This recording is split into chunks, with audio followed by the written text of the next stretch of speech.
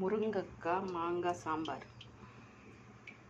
முருங்கைக்காய் மாங்காய், வெங்காயம், கருவேப்பிலை, பருப்பு ஆல்ரெடி துவரம்பருப்பு, பூண்டு, தக்காளி, இதில் பெருங்காயம், மஞ்சள் பொடி எல்லாத்தையும் போட்டு வேக வச்சுட்டேன். இப்போ எல்லாத்தையும் தாளித்து இதில் போட்டு எடுக்கணும். பேன் வச்சாச்சு. இதில் எண்ணெய் ஊற்றி கடுகு, வெந்தயம், சீரகம் போட்டு தாளிக்கணும். சாம்பாருக்கு கடுகு சீரகம் போட்டேன். வெந்தயம், சாம்பாரில் வெந்தயம் போட்டால் நல்லது. எல்லாத்துலேயும் காரக்குழம்புல கூட போடலாம். பேச்சுலர்லாம் செய்கிற மாதிரி சிம்பிளான சாம்பார் தான். ஆம்பளை பசங்களோ இல்லாட்டி பொண்ணுங்களோ தனியாக இருந்தோம்னா ஒரு சாம்பார் ஒன்று வைக்கணுன்னா ஈஸியாக வச்சிடலாம். அவ்வளோ சிரமம் இல்லை. வெங்காயம், கருவேப்பிலை போட்டாங்க. இது நல்லா வதங்கணும். நறுக்கி வச்ச மாங்காவும் முருங்கைக்காயும் போடணும். வெங்காயம் வதங்கிச்சு. இதில் முருங்கைக்காயும் மாங்காயும் போட்டோம். ஆல்ரெடி நம்ம பருப்பு வேக வச்சுருக்கோம். நல்லா மசிஞ்சிடுச்சு.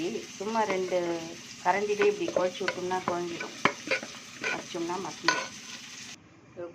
பருப்பு வேக வச்சு மசிச்சு வச்சுருக்கோம்ல, இந்த குக்கர்லேயே போட்டாச்சு. முருங்கைக்காய் மாங்காவையும் இது உப்பு கொஞ்சம் தேவையான சாம்பார் தேவையான உப்பு போட்டுட்டு மிளகாத்தூள் போடணும். இதுக்கு புளி போடணுன்னு அவசியம் இல்லை. ஏன்னா நான் தக்காளியே நல்லா பெருசாக 2 தக்காளி போட்டு மாங்காய் போட்டதுனால இதுக்கு புளி ஊற்றணுன்னு அவசியம் இல்லை. வேணுன்றவங்க புளி லைட்டாக ஊற்றிக்கலாம். எனக்கு வேணாம், அதனால நான் ஊற்றலை.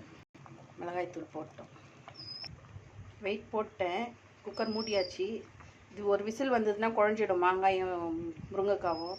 அதனால விசில் வரதுக்கு முன்னாடி ஆஃப் பண்ணிட்டோம்னா குழம்பு ரெடி. சாம்பார் சாதமும் வெந்துடுச்சு. சாதம் வடிக்கணும். சாம்பார் தொட்டுக்க வத்தல். இது நானே வீட்டில் போட்டது.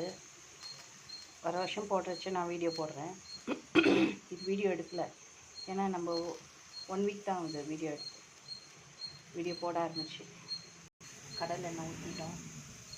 காலையில் பொரிச்சு எடுக்கணும் வத்தலை. சாம்பார் ரெடி. முருங்கைக்காய் மாங்காய் சாம்பார், தொட்டுக்க வத்தல்.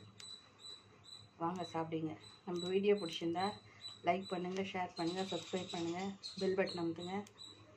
Okay, bye friends.